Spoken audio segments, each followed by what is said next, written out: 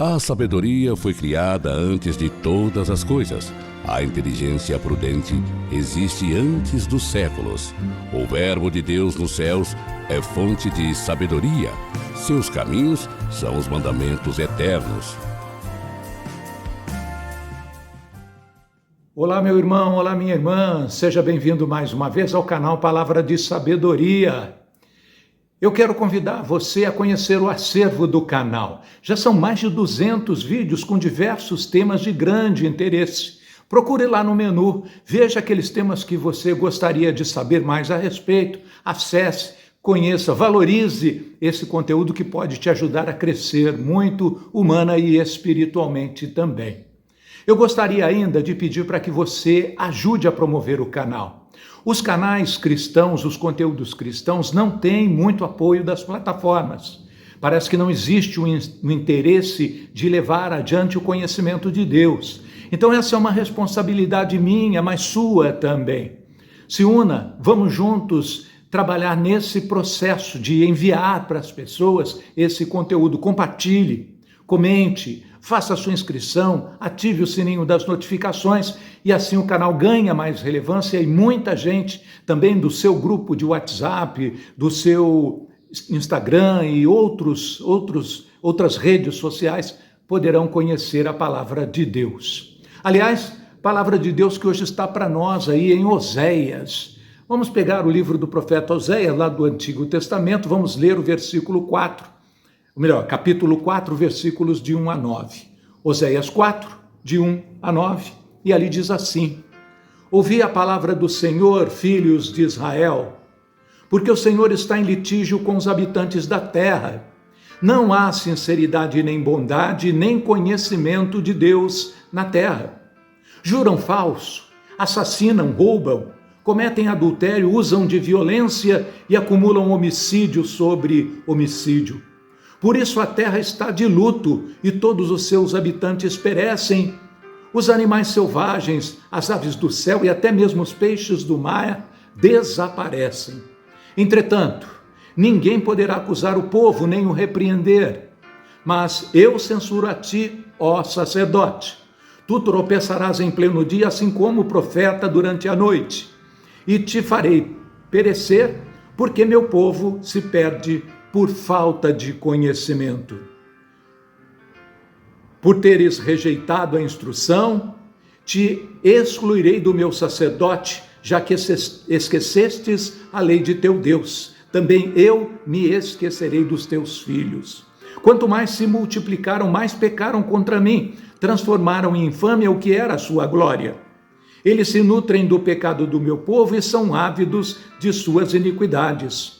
O sacerdote será tratado como povo, eu o castigarei pelo seu comportamento, irei tratá-lo segundo as suas obras. Essas são para nós as palavras do Senhor.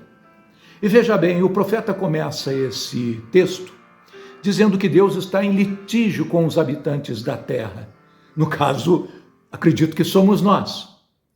A julgar pelos motivos descritos logo em seguida no trecho das Escrituras, eu ouso dizer que esse litígio de Deus contra a humanidade não é sem motivo, não. A não ser que você e eu nos façamos de rogados. É só abrir as páginas dos jornais, assistir os noticiários da televisão, olhar ao nosso redor. E é bem fácil perceber que, realmente, não há sinceridade, nem bondade, nem conhecimento de Deus na terra. O que diz o profeta está acontecendo, juram falso, assassinam, roubam, cometem adultério, usam de violência e acumulam homicídio sobre homicídio. Isso de fato está acontecendo. Se nos tempos do profeta Oséias essas coisas eram perceptíveis, infinitamente mais nós podemos perceber isso também nos dias de hoje. Oséias vai apontar com muita propriedade e veemência nessa leitura a responsabilidade dos sacerdotes. Isso não quer dizer que o profeta seja um anticlerical, de maneira nenhuma, porque existem e existiam na época dele também muitos bons sacerdotes.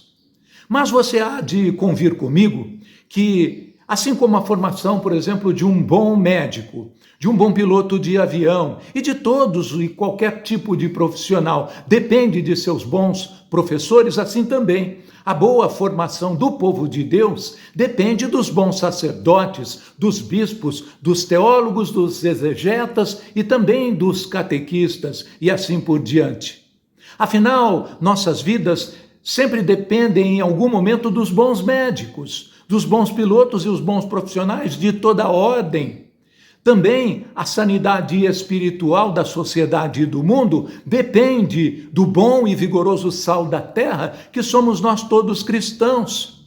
Porque assim como o sal preserva o alimento da corrupção e dá sabor no alimento, a saúde espiritual da sociedade é sustentada pelos bons cristãos, pelas famílias religiosas, pelos idosos e idosas piedosos, os bons ministros do altar, e estes são formados por sacerdotes e religiosos. Não é assim? Quando essa equação começa a falhar, surgem os sintomas inequívocos de uma sociedade que inicia um grande e grave processo de degradação humana e social, em decadência moral e espiritual perceptíveis, com todos os motivos apontados por esse profeta agora na leitura, para que Deus acabe se levantando em litígio contra a humanidade. Você está me entendendo? Veja, eu quero também tirar o fardo das costas, exclusivamente das costas dos sacerdotes e dos religiosos, para compartilhar esse fardo com outras autoridades que diante de Deus são consideradas igualmente responsáveis pelos descaminhos da nossa sociedade. E eu estou falando aqui de governantes, de políticos, de juízes, de comunicadores e artistas, de magistrados, de empreendedores e toda uma gama de profissionais que consciente ou inconscientemente têm negligenciado os valores e os princípios eternos e cristãos que são salutares para o exercício das suas profissões. Deus está em litígio, sim, direto, também com aqueles que têm pisado ou tratado com descaso os padrões éticos e morais que devem nortear os seus trabalhos e as suas decisões. Veja que o Deus amoroso, o Deus misericordioso, do alto dos céus está olhando com verdadeiro furor e ira aqueles que estão virando as costas para as verdades divinas, estão se tornando vassalos do dinheiro, das ganâncias, do luxo, do conforto, do bem-estar a qualquer preço, sem pensar em nenhum momento nas consequências eternas dessa traição, subordinando-se aos ditames do mundo e às tentações do inimigo de Deus. Em seu tempo, Jesus foi duro com os escribas e fariseus, os doutores da lei e os príncipes do sacerdote, e também com todos aqueles que lideravam os homens e as nações, mas que perversamente os conduzia na direção do erro e do pecado. Eu lembro uma advertência de Jesus para todos nós que caminhamos nessa vida em direção ao nosso encontro definitivo com Deus. Disso ninguém vai escapar. Jesus dizia: entra em acordo sem demora com o teu adversário enquanto estás em caminho com ele, para que não suceda que te entregue ao juiz e o juiz te entregue ao seu ministro e seja posto em prisão. Se Deus está em litígio conosco, como nos diz aqui o profeta Oséias, a conversão e a mudança de comportamento são excelentes recomendações. Vamos fazer então a nossa oração. Essas palavras, Jesus, são fortes e também incisivas, mas é o que nós precisamos ouvir, porque direta ou indiretamente nós somos responsáveis por essa sociedade encontrar-se como está, o que provoca a vossa indignação e vos coloca em litígio conosco, Senhor. Nas mais diversas situações e nas diferentes condições, nós temos sido negligentes, seja pela nossa ação ou seja pela nossa omissão. Por isso vem, Senhor, em nosso socorro. Ilumina, Senhor, as nossas mentes, converte o nosso coração. para que possamos mudar de atitude, começando por nós mesmos, Senhor. Queremos assumir condutas éticas coerentes com as vossas palavras e os vossos ensinamentos. Queremos olhar de forma crítica e sincera as nossas falhas e comportamentos transgressores e tomar atitudes radicais de conversão e mudança. Ajuda-nos, Senhor, a ser exemplo para os nossos semelhantes e familiares e para todos os que nos cercam. Que possamos transmitir em todas as circunstâncias as verdades e os valores da nossa fé, nos tornando responsáveis pela propagação de uma cultura de amor e de esperança.